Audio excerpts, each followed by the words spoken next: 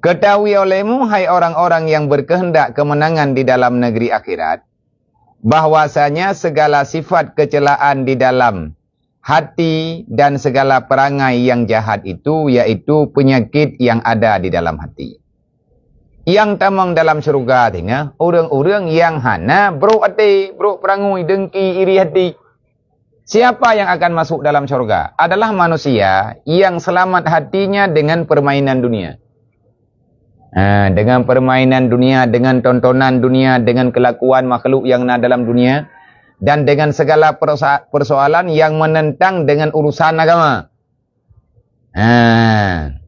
Tengok mana ada hati dekenat. Kibanti lagi tengok. Tak ingat lagi yang Allah Ta'ala pegah. Putra nak pegah oleh Allah Ta'ala. Udkhuluha bi kalbin salim. Yang tamang dalam syurga tengah kan orang le ibadat. Yang tamang dalam syurga tengah kan manusia yang le kebaikan. Yang uro malam dia berbuat baik sebaik-baiknya. Dalam pandangan nyata manusia ataupun ahli dunia. Tetapi yang tamang dalam syurga tengah adalah manusia yang paling bagus budi pekerti batinnya. Ateo atau ateo. Le ibadat. Le tak buat taat, tapi ati hana selamat. Bahasa urung tuha. Tak dengki dia tiagop, tak fitnah rata sagau. Kiban cara lagi tanyo bek deh mayang gop. Untuk ngat mayang tanyo tarinta gop buruk uyup. Yang dengki ke? Ataupun memfitnah. Supaya ngat selamat ke tanyo tak fitnah yang lain.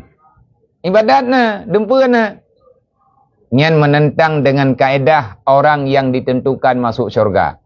Siapa yang masuk syurga? Orang yang paling bagus budi pekertinya. Jadi pertanyaan. Putra jadi pertanyaan. Naurang dalam dunianya. Igaknya nanti ke melempah ke. Tapi ke semayang tan. Nya nak tengok pegah ke. Kena ke urung pegah haji beres tika beres. Teman thalah bacut bahanai semayang. Bacut thalah anak semayang. Karena urung ke mana? Menyebab gotong royong nyan jihiku, menyebab sedekah, menyebab sedekah nyan hana yak pegah duk nayu. Bahkan yang hantip jih tanggung. Dumpu kebaikan kegiatan yang na dalam masyarakat nyan jih deng iku. Teman yang salah, iji ati truk puasa Ramadan hana truk anak bulan rumah jih. Sampai melasah tinggai. Imlasah na ke pegapuman tahu membelah minit truk. Tapi kaya hana roh ke. Nyan kebaikan yang lagi nyan pagiban. Ganyan berbuat baik.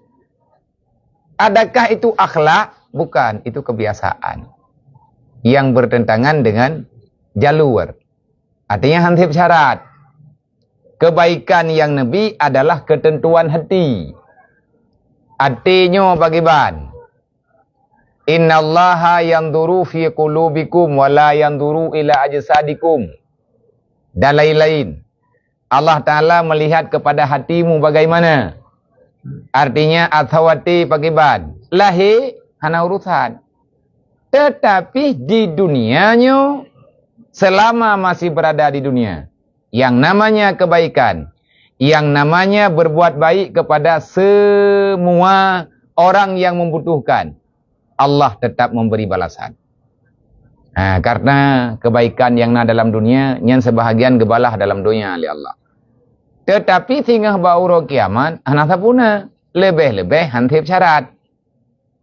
Lagi orang gejai kulah, naga pegak pendaftaran.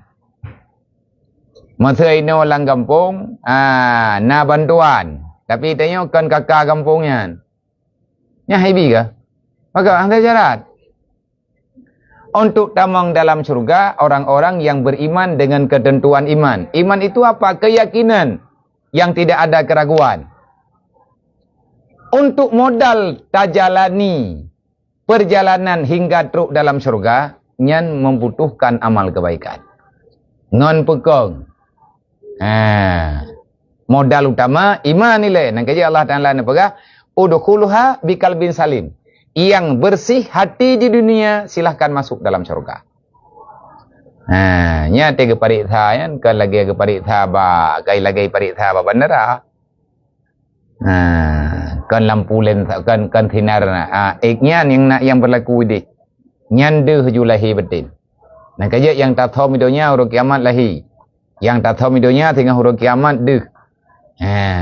Berarti pakibat beruh katanya orang yang menjalani ataupun perangai katanya ada kecelaan-kecelaan yang ada dalam hati.